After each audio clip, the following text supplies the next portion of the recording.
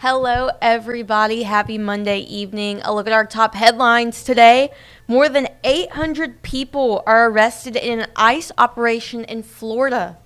One person is injured and another one dead from a shooting in Fort Walton. And a high-speed chase through Mobile ends in a crash and an arrest. All of that and more is coming up on News 5 Now. Brought to you by Green and Phillips, covering news from your neighborhood and around the world. News 5 Now starts right now. Hello, everybody. Happy Monday evening. I'm digital reporter Summer Poole. Thank you so much for being here with me this Monday evening. Gosh, this weekend it feels like it wasn't long enough, y'all. I'm telling y'all. But we're here. We're making it. We're positive vibes, people. Okay? Anyways, we're going to go ahead and get into our top 5 stories of the day today. So, starting off at number 5. Immigration and Customs Enforcement and Florida law enforcement agencies say more than 800 people were arrested in a 4-day immigration enforcement operation. Officials say the illegal immigrants were taken into custody during Operation Tidal Wave. The operation leans on a federal program that allows ICE agents to deputize local law enforcement agencies to help enforce federal immigration laws. The arrest centered around the Miami area.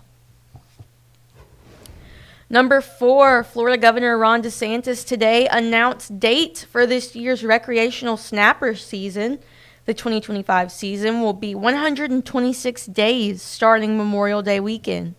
Anglers will also be allowed to reel in snapper in June and July and the first 2 weeks of September. After September 14th, recreational fishing will transition to 3-day weekends throughout the end of the year. Number 3, the Okaloosa County Sheriff's Office is investigating 2 weekend shootings in Fort Walton Beach, one of them deadly. Investigators say a man was killed and another man was critically injured in a shooting at the intersection of Shirley Drive and Marlar Street around 2:30 Saturday afternoon. The man who died was found shot to death underneath a nearby tree. The other man was rushed to the hospital and is continued to be in critical condition. Number 2, almost 2 weeks after an urn washes up in Gulf Shores, the mystery's been solved. Police have tracked down the family connected to the urn thanks to tips from the public. While the tips weren't about who the urn might belong to, they were of how to identify the urn. Officers ended up tracking the urn to a crematorium in Dayton, Ohio, and learned the ashes belonged to someone who died in, get this, 2000. Isn't that crazy? Now, I will say, the ashes are of someone who died in 2000, but they weren't placed into the Gulf until recently. So this isn't like a 25-year gap. This was a recent thing, according to the Gulf Shores Police Department. And number 1, a high-speed police chase ends in a crash and an arrest. The pursuit began with an attempted traffic stop on Highway 158 and off of Shelton Beach Road. The driver threw something out of the window and fled. The pursuit ended with a pit maneuver, causing the suspect's car to slide into a tree off the road. The driver had 9 warrants out for his arrest, not including the new charges from today. 2 people were in the pickup truck, but it's unclear if the passenger will face any charges. And those are our top 5 stories this afternoon. Now, I know you've all been waiting for the question and the poll of the day. So, I really actually like this question. I didn't come up with it, but I do really like the question. So, the question of the day today is, if you could choose your last meal, what would it be? I answered this question on my... Hold on, let me scoot over, guys, so you can see me. I answered this question on my WKRG page, so go to WKRG Summer Pool on Facebook. Shameless self-promo. Anyways, so my answer is there, but I'm going to read some of you guys' answers. I'm going to scroll down a little bit as well because I know Devin got to some of these earlier. Oop, that's the one I liked, and I had to stop. Sharon says a grilled cheese sandwich with a bowl of tomato soup. Tomato soup, I recently discovered like last year, and I love it. So that's amazing. Hamburger steak with gravy and onions on mashed potatoes from Pearly. Pearly, I also agree with you. I would swap the mashed potatoes for rice. My opinion. Andrea says steak medium rare, Caesar salad on the side, no onions, lots of Caesar dressing, baked potato with sour cream, cheese, and tons of butter and bacon bits, a loaf of garlic bread with tons of garlic and butter, boiled broccoli covered in salt and pepper, and cheese, 3 shots of tequila. Make that 5. It sounds like Andrea's had a lot of time to think about this. I just had a generic answer, but Andrea, she's thought this through. She knows what she wants. Milt says roast beef po' boy from Parkway Bakery and an ice cold Barks root beer. I'm going to have to not say anything about that because I don't really like either of those, so don't come at me.